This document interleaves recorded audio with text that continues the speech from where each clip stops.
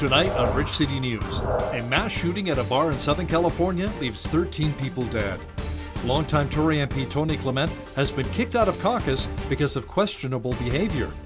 And we hear an amazing story from a World War II veteran as we prepare to honor those who fought and died for us.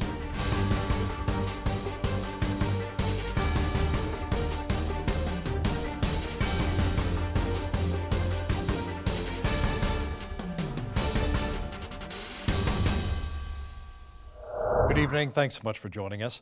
In a video obtained by Bridge City News, successive shots were heard at a shooting at a bar in Thousand Oaks, California, east of Los Angeles last night.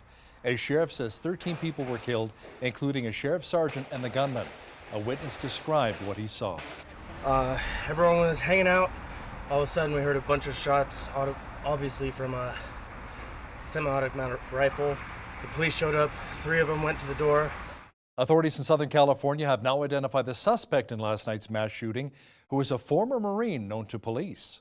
The suspect was identified as Ian David Long, I-A-N, David Long, a birth date of March 27th, 1990. He was 28 years old.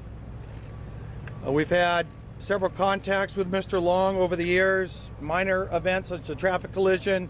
He was a victim of a battery at a local bar in 2015. In April of this year, deputies were called to his house for a subject disturbing. They went to the house, they talked to him. He was somewhat irate, acting a little irrationally.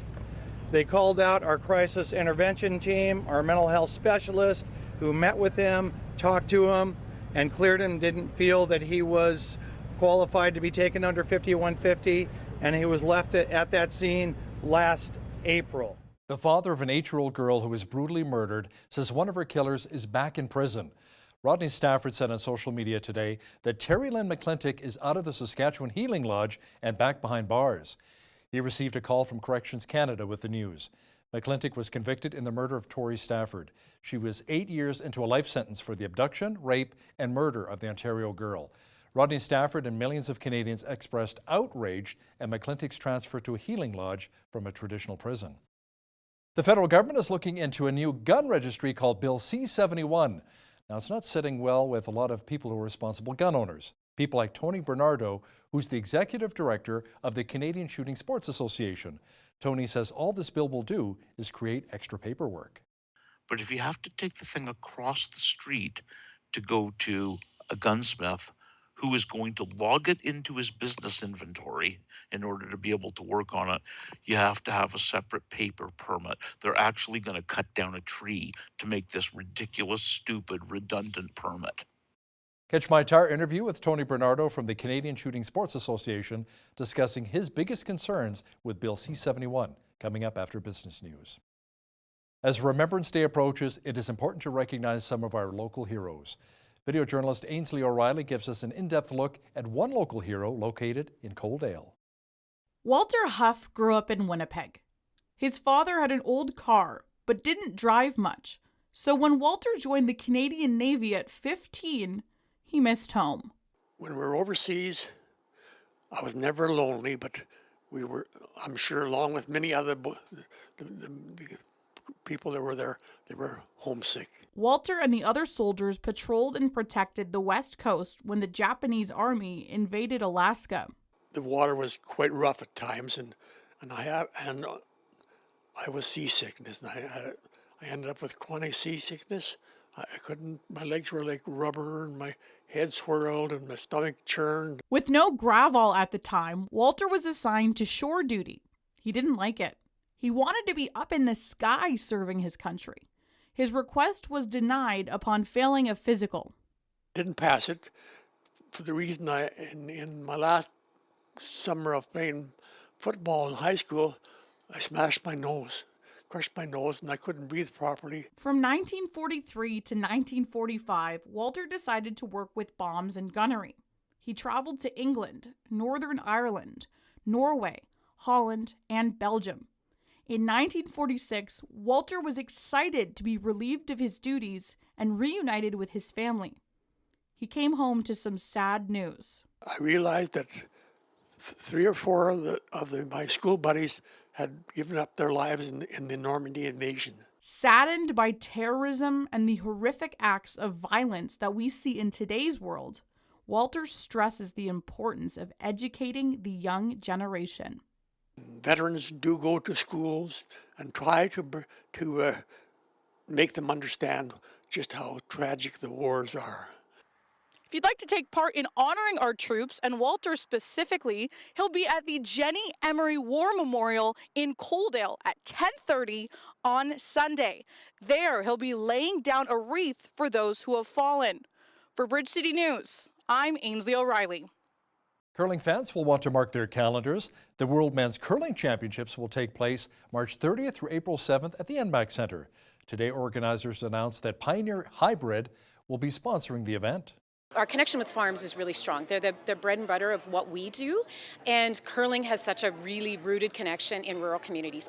There will also be a special contest for young curlers. The lucky young curlers selected will have memories to last a lifetime.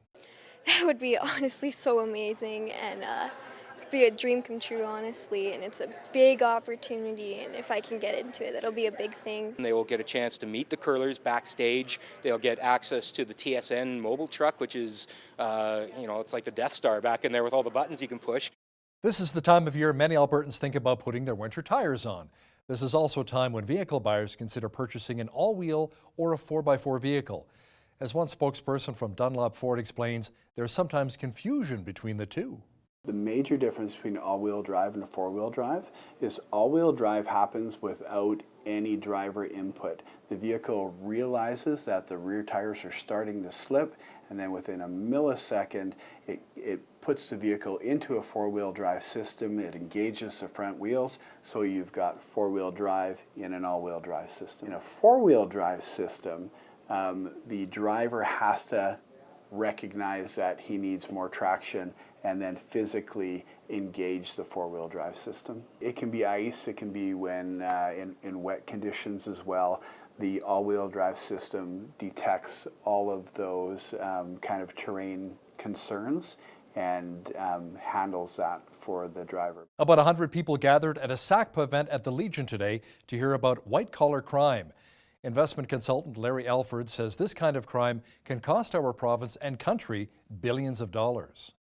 In Alberta, I estimate it's $5 billion a year is lost to hidden systemic white-collar crime. And in the country, I estimated it's roughly equivalent to all the other measured crimes in the land combined. It is a drain upon our economic prosperity of society. And that drain takes away the chances of millions of people. It takes away fairness, it's inequality, it's roads, hospitals, bridges, infrastructure. All of those things don't have the ability to prosper like they did back in the day when I was a younger man. They're now being squeezed and crushed out of existence or diminished. Alford says he has a plan on how we can combat white-collar crime in our country. I imagine something I'd like to call the industry of accountability. I believe that accountability at government, corporate, justice systems, all large mechanisms, they're machines, and accountability is lost, and people are punished for speaking up, they're punished for telling the truth, and they're actually rewarded and elevated and elected by lying. Alford says, bottom line, there needs to be more accountability when it comes to white-collar crime. A local not-for-profit group is calling for action, asking for donations throughout the month of November to sponsor youth in Lethbridge. We believe that this generation of youth have so much potential, but a lot of them don't really have the community or the supports they need to call out that potential. And so Youth One exists so that we can actually create a place of belonging for them where they feel loved and supported and they have the relationship. But then not only that, we can actually call that purpose out of them. We want them to be like the best version of themselves, right? That's kind of the goal. So that's through building relationships and setting goals. Yeah, just making that connection with them, right? Whether it's through playing ping pong or helping them with their homework. We all kind of have one person in our life or can think of one person in our life who reached out and made a difference. And we get to be that every day for these kids. And so by donating, you're actually going to be that one person who makes a difference in a youth's life. One day they'll have to kind of face the reality of the working world just like the rest of us. So we're here to implement the skills that they need for their future. So it's pretty simple. It's $350. That's one youth whose life will be fundamentally changed because they can access these resources. Youth One's Be the One campaign runs for the rest of the month, where they hope to cover the cost of the remaining 150 young people who walk through their doors each and every week. The Crossroads Healing Center in Lethbridge is hosting their annual fundraiser this evening, a night to bring in funds that support their unique mission in the city. You know, considering Lethbridge has the second highest low income rate in the province and has the highest level of child poverty in the province, counseling services are not readily available to those folks because a lot of them don't have benefits that cover those services. So Crossroads provides subsidies which enables clients to be able to come and get counseling based on their income, their household income. And so it can be as low as $10 per hour or all the way up to the regular fee depending on what their household income is. But we also have what's called a hardship clause, which means we have an agreement with the City of Lethbridge because they are our primary funders through the Family and Community Support Services, that if there is a family that has been experiencing significant hardship, whether it be significant loss of employment and death and illness and so on and so forth, then they're able to access those services for free. Crossroads says tonight's event is expected to bring in roughly 25% of the funds required to continue offering reduced and free services to those in crisis. Some residents of Shaughnessy will be without water next Tuesday and part of Wednesday as the county will be replacing water valves. The affected homes will be along 4th and Cochrane Street. County crews will be flushing and sampling the water following the valve replacements. Notices will be sent out to the affected homeowners tomorrow. Water wells are just a hole in the ground, right? No big deal. Perhaps you should be a little concerned. Gerard Lampo finds out the right way to safely deal with abandoned water wells. About 3 years ago, my well started to give me problems. I think it was about the time when I made a rink for my boys. Aaron Agar farms with his family east of Unity. He was at a Saskatchewan Association of Rural Municipalities meeting when he heard about the program to decommission wells. Robin Fleesick, who ranches in Neilburg, encourages producers to decommission their wells properly. Nobody cares more about the environment, it feels like, than farmers and ranchers, but it's important that they understand the reason why we take these steps to fill them in properly. So what you're looking at is a well decommissioning. The new well was put in place a few months ago and now the old well is being reclaimed, and funding for this is available through the Canadian Agriculture Partnership. Through the CAP program, if you're an agriculture producer and you have $50,000 in gross farm income, and there's other requirements too, you have to have a premise ID if you have livestock. You can apply to the program to get 90% of your eligible costs back. Smith says that includes the contractor, the bentonite, gravel, and clay. She helps producers get to know about the Farm and Ranch Water Infrastructure Program and the Farm Stewardship Program. It's not good to just put topsoil down the old water well. This could contaminate the groundwater below. Covering abandoned wells keeps our family, pets, and livestock safe. In order to properly decommission a well, we use bentonite, which is it's a chip, and when it forms with water, it provides like a cement, so it doesn't allow any contaminants to get through it. So we use bentonite in the bottom of the well, and then we use layers of gravel and bentonite. The materials are layered in, the old casing is cut off, and the hole filled in completely. Smith assists producers in getting the paperwork done. Just don't start before eligibility is confirmed.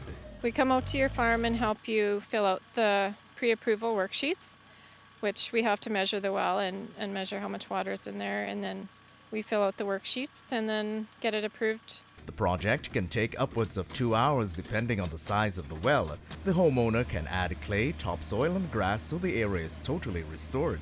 As a ranch mom, I sure don't want a hole in around my yard. Longtime Tory MP Tony Clement has been kicked out of his party's caucus. Clement recently admitted to sexting with another individual, which involved sending sexually explicit images of himself.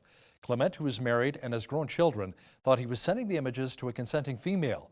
He says now it may in fact be an extortion attempt. Shortly after the story broke, however, more young women have come forward saying Clement messaged them with inappropriate comments. Clement said he will be seeking professional help. Tory party leader Andrew Scheer said with the new information coming to light, he asked Clement to resign from caucus. Scheer says Clement's sexting was a terrible lapse of judgment. He says all of his MPs should adhere to a better code of conduct. Many conversations over the last few years about the new code of conduct for members of parliament, for staff. We've always indicated to members of our team that these are things that have to be followed. I don't know that too many people would have to be told not to share explicit images and videos with people that you haven't met, but obviously this is a terrible decision, extremely poor judgment. Prime Minister Justin Trudeau says it is good news that a record number of women were elected to the U.S. House of Representatives on Tuesday. The PM says he looks forward to working with those elected in the midterms. I want to start by congratulating all the candidates who stepped forward in the U.S. midterms and highlight the historic number of women who were elected. That's obviously good news. It's something we look forward to working with the new Congress on a broad range of issues, as we have in the past. U.S. President Donald Trump fought with reporters at his post-election news conference yesterday.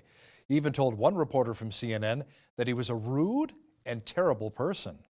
Honestly, I think you should let me run the country. You run CNN. All right. And if you did it well, your ratings would be much better. If I may ask one enough. other question. Mr. President, I was going to ask one of the other folks. That's enough. Pardon me, ma'am. Mr. President, that's enough. Mr. President, I had one other Peter, question, let's if go. I may ask, on the Russia investigation. Are you concerned that you may have I'm not concerned indictments- about anything with that you the may have Russian indictments coming investigation down? because it's a hoax. Are you- That's enough. Put down the mic. Mr. President, are you worried about indictments coming down in this investigation?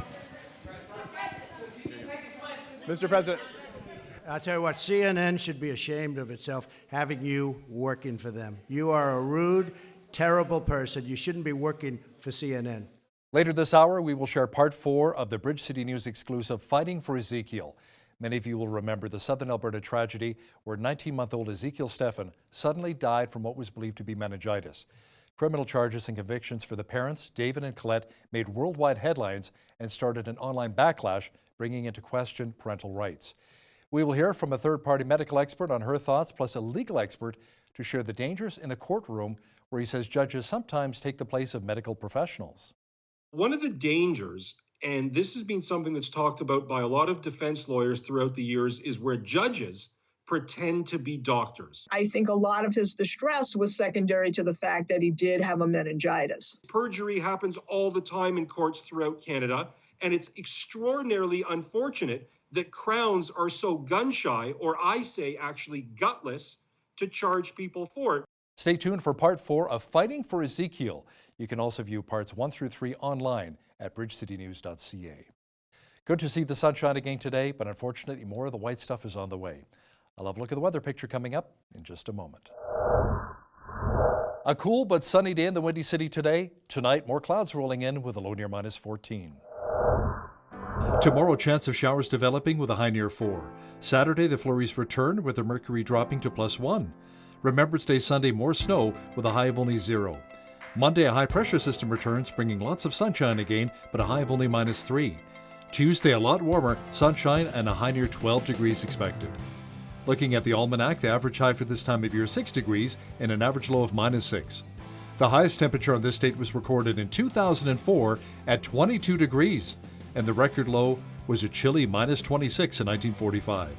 Sunrise was at 7:32, sunset at 4:59.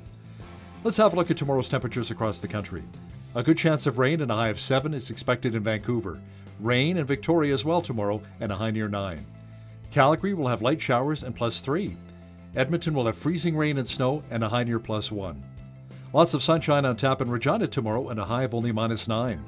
Overcast and -9 as well for Saskatoon. Winnipeg will have light flurries off and on and a high of -7. Toronto will have periods of rain mixed with snow and a high of +4. Snow is on tap for Ottawa as well tomorrow and a high of 2 degrees. Montreal will have rain and +4. In the Maritimes, Fredericton, New Brunswick will have a mixture of sun and cloud and a high of 7. Halifax, Nova Scotia will be mainly sunny and 8. Charlottetown, PEI will be mainly cloudy and 6. And in St. John's, Newfoundland, a good chance of rain and a high near 6 is expected.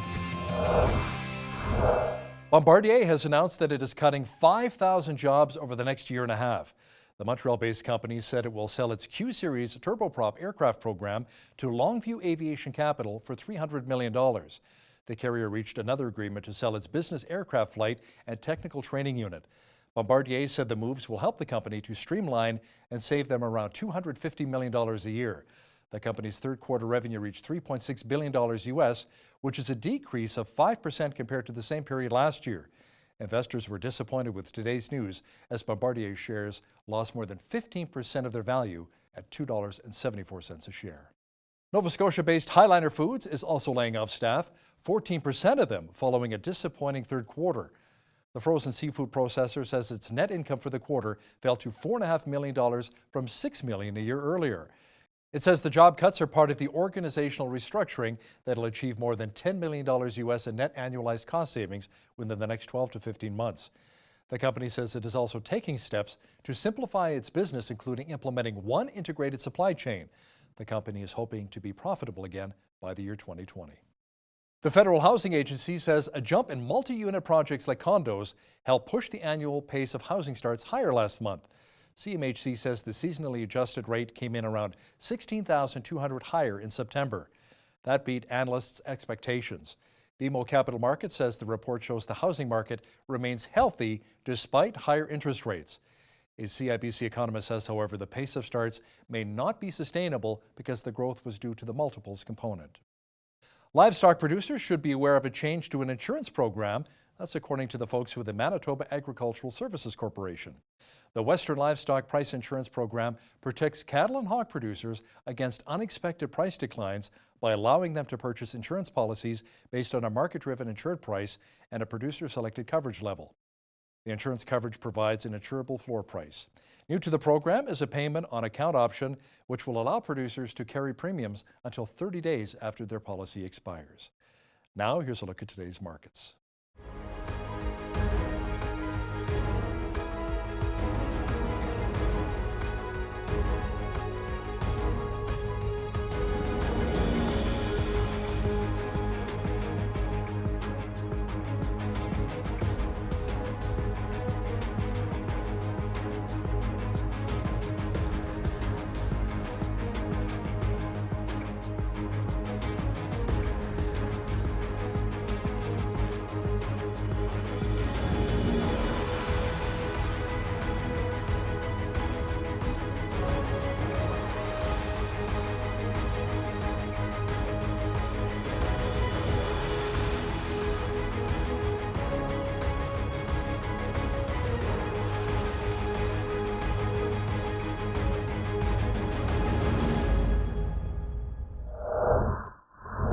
Recapping one of our top stories this hour, 13 people died when a gunman opened fire at a bar in Thousand Oaks, California last night, east of Los Angeles. The gunman, 28-year-old Ian David Long, was an ex-Marine known to police. Long killed himself after opening fire and killing 12 others, including a sheriff's deputy. When you see news happening, drop us an email at info@bridgecitynews.ca. And if you missed any of today's top stories, check out our full newscast online at bridgecitynews.ca. Ottawa's potential new gun control bill, C-71, will create a lot of headaches for responsible gun owners. That's according to the executive director of the Canadian Shooting Sports Association. Hear what Tony Bernardo has to say next. But first, here's a look what's happening in and around your community. Here is your Bridge City News community calendar. The Paw Society is holding an all-day event at Center Village Mall on November 10th from 10 a.m. to 5 p.m. Come out and see all kinds of cat-themed paw giftware and Paw Prints coffee, a perfect Christmas gift for the cat lover in your life. For more information, call Paw at 403-328-6700. The City of Lethbridge Remembrance Day ceremonies will be taking place Sunday, November 11th from 9:30 to 11:30 a.m. at Exhibition Park South Pavilion and from noon to 12:30 p.m. at the Lethbridge Cenotaph outside City Hall. A flyover by the Royal Canadian Air Force CC-177 Globemaster III is scheduled during that time. Come out in support of our veterans and to remember the sacrifice many made for our freedom. Volunteer Lethbridge is looking for individuals and groups to support them at their annual holiday gift wrapping fundraiser at Park Place Shopping Centre during November and December. Come for this fun and festive opportunity to help Volunteer Lethbridge's activities and services in the community. Orientation will be provided. For more information, call Chelsea at 403-332-4320. And that's your Bridge City News Community Calendar. With increased media attention on gun violence in our country, a number of politicians and special interest groups are calling for an outright ban on handguns and certain long guns. The federal Liberals are now seriously examining the possibility of doing just that. Joining me now via Skype from Oshawa, Ontario is Tony Bernardo, Executive Director of the Canadian Shooting Sports Association. Welcome to BCN, Tony. Thank you very much. All nice to be here. Now, Canadians are tired of gun violence, so the reaction is understandable. Would a ban on handguns actually reduce violent gun crime? What are your thoughts? No, the reason it doesn't is very simple. This is a gang problem, and the gangs operate under the laws of supply and demand. And if there's a demand for a product, they will supply it. And if they have to change their suppliers, they'll do that too. They just like they do with the drugs. It'll make no difference to the gangs at all. Now, people seem concerned that criminals will steal handguns from the homes of gun owners or maybe from gun stores and then use them for crime. Is that a legitimate concern? Yes, of course it is. It's always a legitimate concern, but I don't think people realize just how truly rare a concern that is. You know, we've heard some silly arguments put forward for things like central depositories, where you put a big sign on the front wall and put 10,000 handguns in there. Does that sound like nothing could go wrong? You know, right now, the way the current system is, the theft of firearms is quite rare. And by the way, it's also a separate offense just by itself in the criminal code. A theft of a firearm is more highly punishable than other things. Tony, what about assault rifles? The AR-15 comes to mind. What is the difference between a hunting rifle and an assault rifle? Is one maybe more deadly than the other? Okay, I'll give you what the classic definition of an assault rifle is. It is a medium caliber selective fire rifle. That means it can go semi-automatic or fully automatic with a high capacity magazine. Those things have been banned in Canada since the 70s. Assault rifles don't exist in Canada. An AR-15 is a look-alike assault rifle. It's like putting racing stripes on a Mustang and claiming it's a Formula One car. It's just a look-alike. It has no characteristics of a real assault rifle other than the fact that it looks the same. Now let's discuss Bill C-71, a really contentious issue here. One thing that would change the way background checks are being done, instead of only going back 5 years, the applicant would have their entire life history be looked at for past crimes, violence, and mental illness. A lot of people would see that as due diligence. What are your thoughts? Well, first of all, understand that on the criminal background check, it goes through your whole life now. You know, they don't just cut it off at 5 years. If they see you've done a crime 20 years ago, they are going to look at that, and they may, of course, dismiss it immediately because of its nature, but they do see it now. Well, what they're talking about is going back in terms of medical records and things like divorces. You know, I know that for a lot of people, if they have to talk about a 15-year-old divorce, I don't really see how that's going to be relevant to the firearms issue now. I understood the 5-year thing.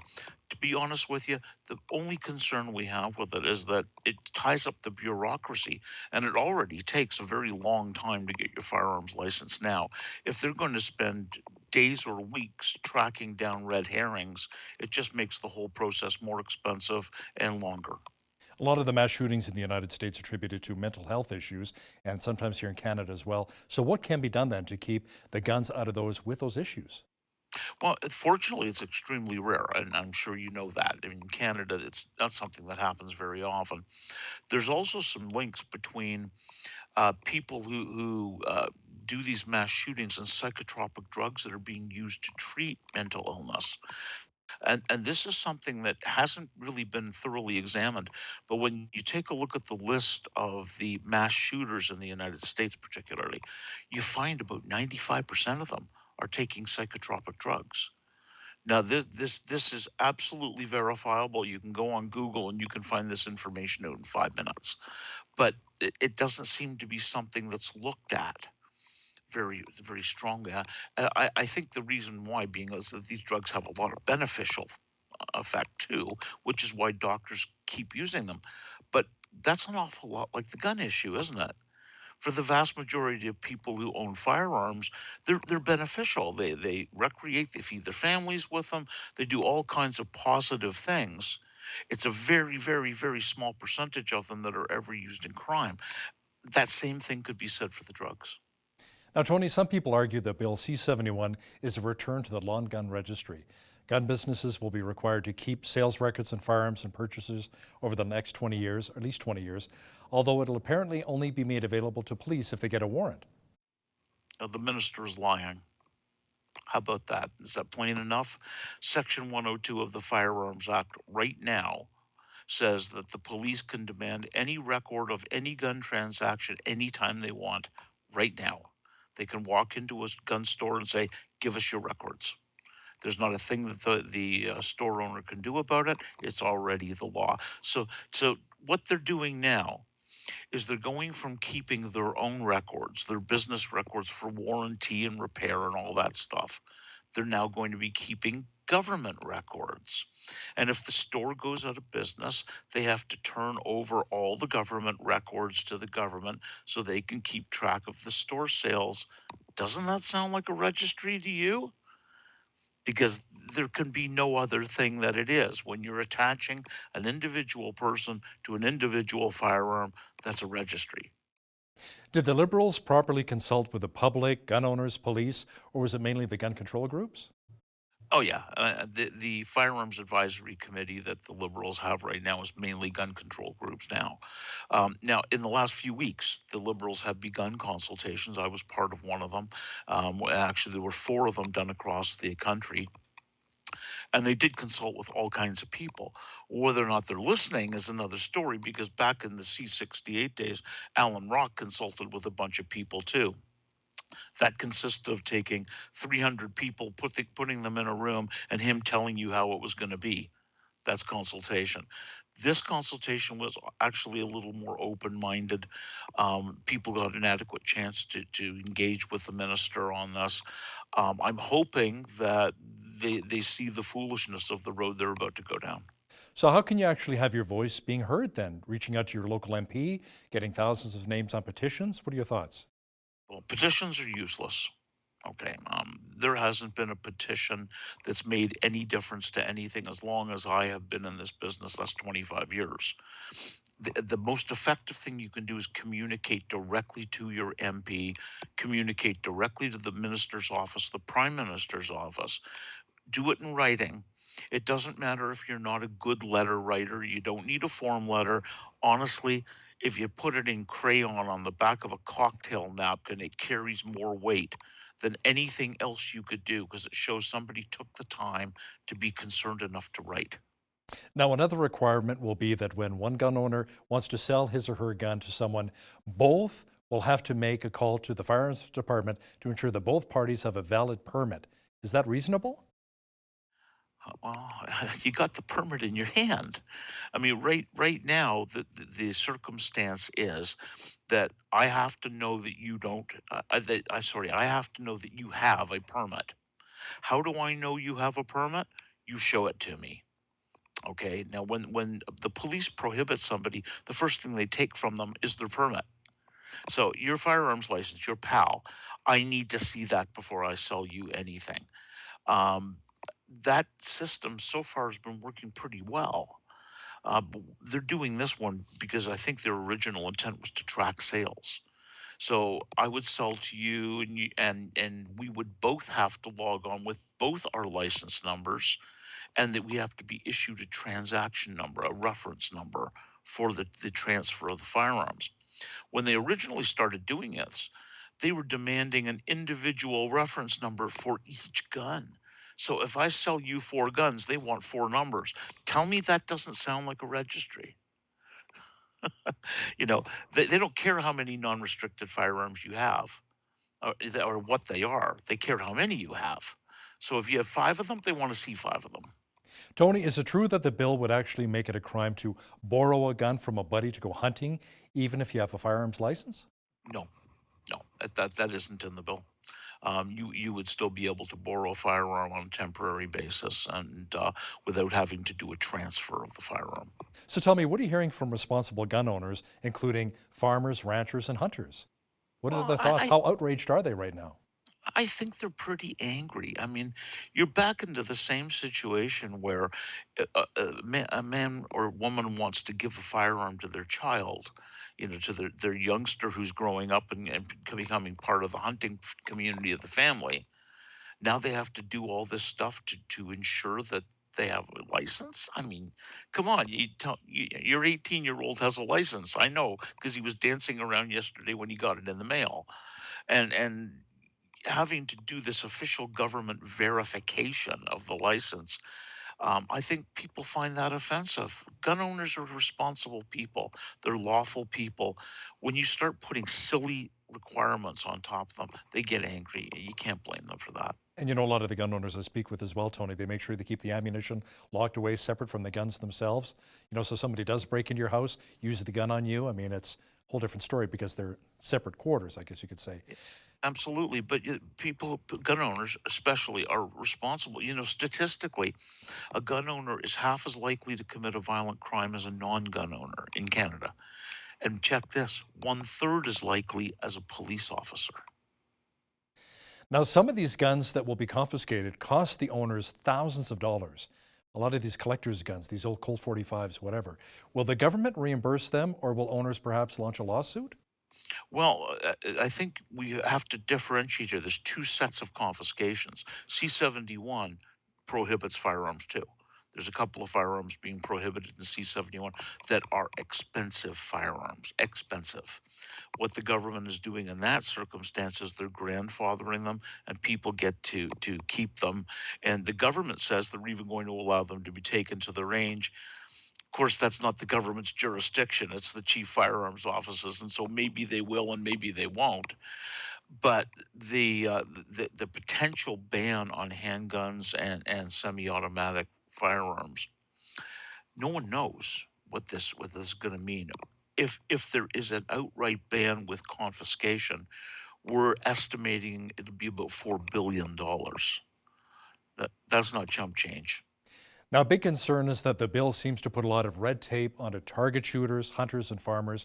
It does not actually reduce crime. For example, the bill will require handgun owners to first get a permit before taking the firearm to a gunsmith shop for repair. How exactly does that make anyone safer? It doesn't. It doesn't make anyone safer. The electronic permitting system that was developed 4 years ago in C-42 has been working flawlessly. I don't know of a single violation. And the Liberals, in their bill, C-71, they even admit this, because what they're doing is they're saying we're still going to have the electronic permit for the purposes of target shooting anywhere in your province of residence 24/7. So if you live in Ontario, for example, it's a big place, and you start in Cornwall and you drive to Kenora, it takes you 24 hours to do that.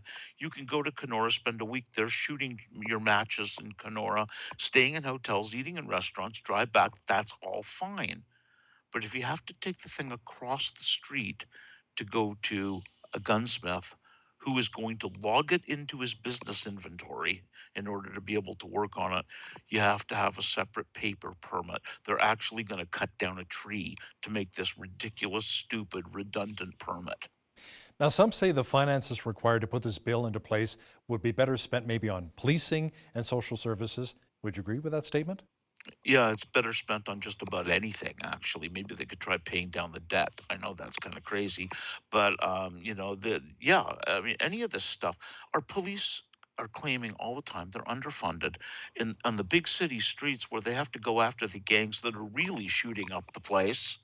They have no money. They have no political support for things like carding, which, if someone finds that offensive, I apologize. However, it worked. And if the idea here is to reduce violence in the gangs, the police on the street are going to tell you this stuff works. How about education? How important is that, especially for the younger people, the younger demographics? It's huge. within our community, we educate our own kids. That's why we don't have accidents happening all over the place. The ownership of firearms right now is safer than it's ever been in the history of Canada. And the reason being is the education that we do to our own children and the education at the ranges when you bring somebody new on the range, it's meticulous. It's been developed over literally centuries. And it's a pretty safe community. I'll give you an idea how safe it is. Our association, many tens of thousands of members all over Canada, we buy $5 million a year of primary liability insurance for each member, and our wholesale cost is just under $10 a year. Wow. Ask your doctor how much he pays for liability insurance. Tony Bernardo, Executive Director of the Canadian Shooting Sports Association. Thanks a lot for joining me today from Oshawa, Ontario. Thank you, Hal.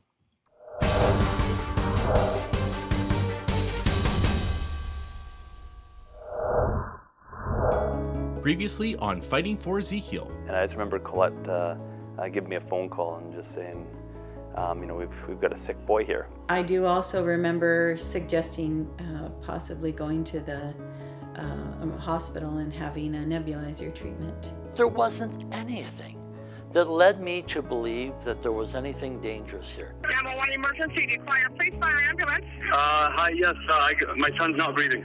By Thursday, they were diagnosing Ezekiel with having brain death.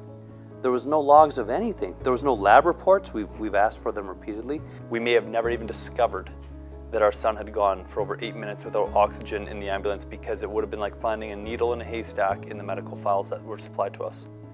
And now part 4 of Fighting for Ezekiel, a Bridge City News exclusive. Coming up on part 4 of Fighting for Ezekiel, we will hear more from pediatric specialist Dr. Tina Tan as to what the cause of death likely was. We will also speak with criminal defense lawyer Ari Goldkind about how the courts handle cases in which medical opinions differ on the cause of death. We ask for both legal and medical opinions on what evidence would be required to prove bacterial meningitis as conclusively being the cause of death beyond a reasonable doubt. Dr. Tan, what would be needed? He would have needed to have a spinal tap. Do you mean while Ezekiel was still alive? Which I understand he did not have done. Correct. Thank you so much, Dr. Tan. I also want to ask our legal expert, Ari Goldkind, in a court of law, what would be needed to prove that bacterial meningitis was the cause of death?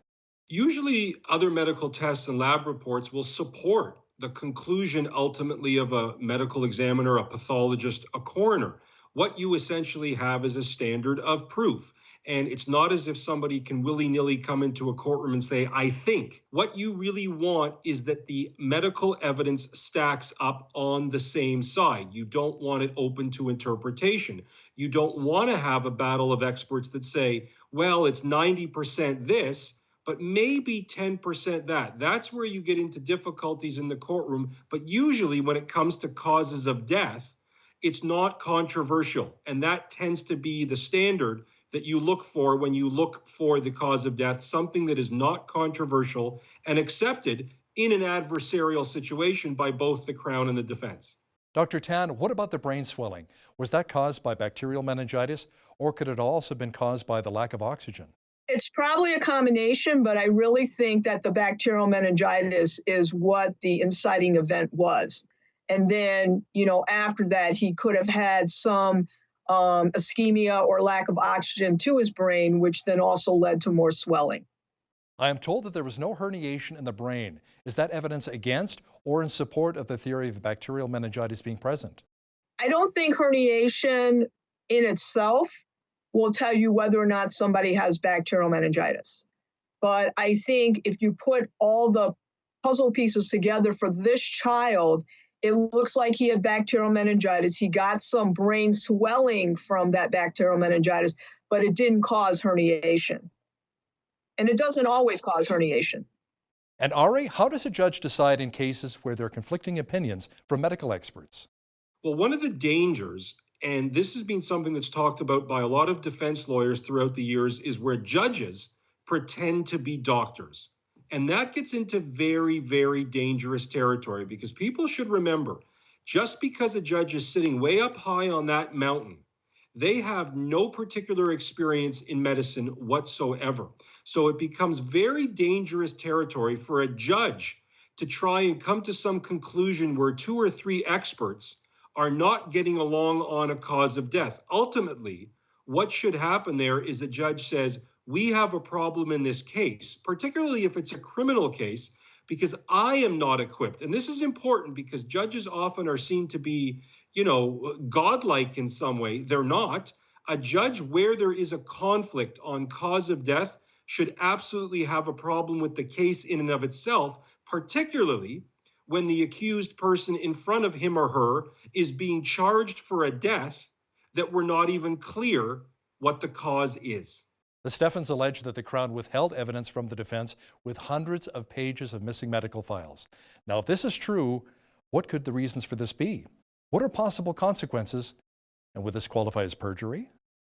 Well, let's start with what's not intentional or if it's unintentional. People should understand who don't spend their days shadowing me in the criminal courts that there really is no excuse in this day and age where we all have our phones, we all have our tablets, we all have our computers, and the disclosure system is extraordinarily simple.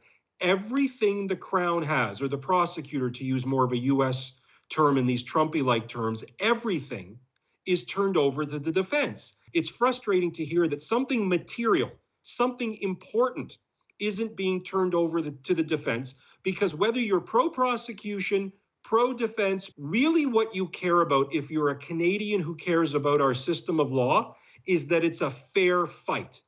And it can't be a fair fight when the defense doesn't get to take a look at everything the cops and the prosecutors have gathered against the accused. So what are the possible legal consequences to the Crown? So what happens in a situation like this? First of all, the question that is important is, was this unintentional or was it intentional?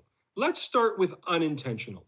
There are remedies that a defense lawyer can bring. Now, leaving the case we're talking about aside, that will often lead to a new trial, because at the end of the day, the first trial wasn't fair. And I'm not saying that as a cliche.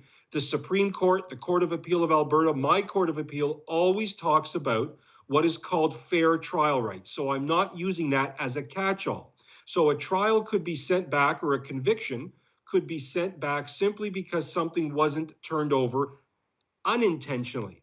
Now, where it becomes much more interesting is what happens when it's intentional. And as your viewers will know, even if you watch Netflix or How to Make a Murderer or all these shows in the US where somebody was convicted when the DNA report wasn't given to them, the fingerprint evidence wasn't turned over, or that there was an alibi that wasn't checked, or there was another suspect that was let go. That's when courts of appeal step in and say, no new trial. The Crown has dirty hands. I'm essentially saying it non-legalese, and it would be unsound and unsafe to continue a prosecution or re-prosecute somebody because the Crown has such dirty hands. And courts, to put it in simple English, will say words to this effect. We want to distance ourselves, even if there's a case against the accused, from the dirty, unseemly, and historically unjust actions of prosecutors who, quite frankly, should know better and are lucky because they escape by the skin of their chinny chin chin from not being prosecuted themselves. Now, in this trial, there were a number of cases where a medical expert's testimony conflicted with their earlier preliminary testimony. There were also testimony that conflicted with the medical lab reports. Does this qualify as perjury? And how would you actually define perjury in the courtroom? So, to the simple question of the first, it wouldn't necessarily be perjury if at the end of the day, the experts weren't intentionally misleading. Now, I'm going to take that somewhere where a lot of people, particularly if you're interested in the criminal justice system, remember the name of Charles Smith. He was a very famous pathologist in Ontario who sent 30 to 40 parents to jail, some of them for the rest of their lives, because he intentionally doctored reports. He came to court and lied. He didn't know what he was doing. There's a difference if you testify at a trial versus the preliminary inquiry, which is sort of an introductory discovery proceeding. If you're presented evidence and you see that there's a discrepancy, and you accept that there's a discrepancy, and you do your best to explain it or where it came from, that's not going to be perjury. that should still be a problem in your evidence, why you're not going to have your evidence taken to the bank.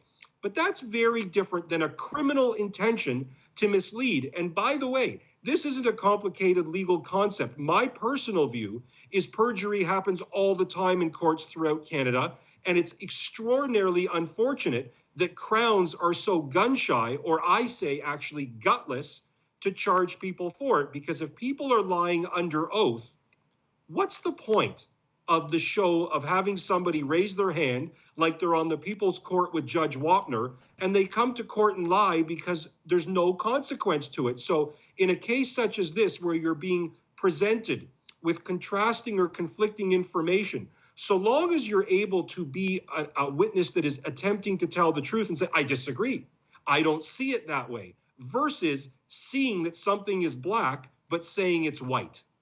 Medical records show that doctors administered a drug to Ezekiel called rock, or rocuronium bromide, which concerned the Steffens because around the same time, logs seemed to indicate that Ezekiel experienced multiple cardiac arrests.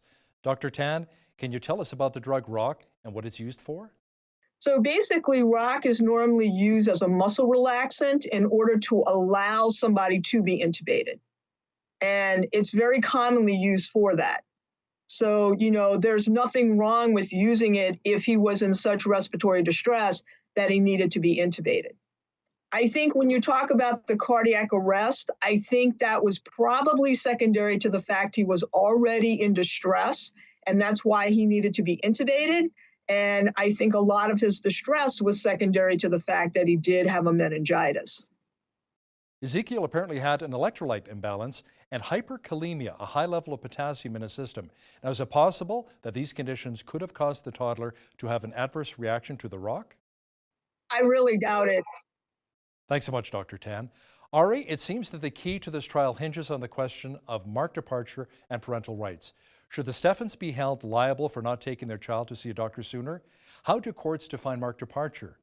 At what point are parents required to take their child in to see a doctor before being held liable for not providing the necessaries of life? First answer is parents have to see that there really is a risk at play, that there is something bad happening, in this case, to a child. They have to understand the risk. They have to have in their mind that the child may need some attention. And then by not giving the child that attention, when you assess the risk, you're exposing that child to a significant risk of endangerment of life. That's sort of the language of the test. However, what's important here to look at the parents is the parents have been clear that they love their child. I don't think anybody suggests that this child was not loved. The section in the criminal code that talks about a marked departure, that says, let's look at what other reasonably prudent parents would do if Ezekiel was their child, and get rid of the arguably different views that the parents in this case have, their own ideas of holistic medicine, echinacea, going to naturopaths. If it can be said that other parents would have said, we don't need to get this child to the hospital so quickly, that's something that would suggest a difficulty proving a criminal mind, a moral blameworthiness, something beyond carelessness or neglect. But what's really important here in the section, it's about a general societal standard, and that standard was created to help protect against the very people in our society that are most vulnerable, particularly when parents who may have issues with vaccination or issues with doctors or Jehovah's Witnesses for blood transfusions. The section is specifically not to cater to those whims, but to deal with the most vulnerable in our society and to impose a societal, not a parental standard. That's why I think there will be a retrial here. And even though it's being sent back for a retrial, you may have a jury for very different reasons still thinking that the parents acted in a criminal fashion. That being said, a jury may not. Still to come in our final episode, we will talk more about parental rights and look further into what exactly marked departure means. Would you, as a regular parent, be able to recognize what symptoms of bacterial meningitis are? We'll also find out why the Supreme Court of Canada granted a retrial to the Steffens, and we'll get some final thoughts from David and Colette on their journey. Join us tomorrow for the conclusion of Fighting for Ezekiel. Next time on Fighting for Ezekiel, diagnosing meningitis is often missed by doctors. Should parents be held accountable for not recognizing the symptoms? They may not be able to recognize that the child had bacterial meningitis, but they should recognize that the child is actually quite ill. I really believe that Dave and Colette did their very best. They did what they thought was best for their child. They definitely loved their son. But as stated in our closing arguments and even in our opening arguments, unfortunately, sometimes love just isn't enough. Where's the line between parental rights and parental responsibilities? Why did the Supreme Court grant a retrial? It's very hard to overturn a jury verdict unless, and this is a big point, the jury charge was unfair. That what we're doing here is helping to uphold parental rights, people's choice to natural health supplements that's coming under attack. Don't miss the conclusion of Fighting for Ezekiel.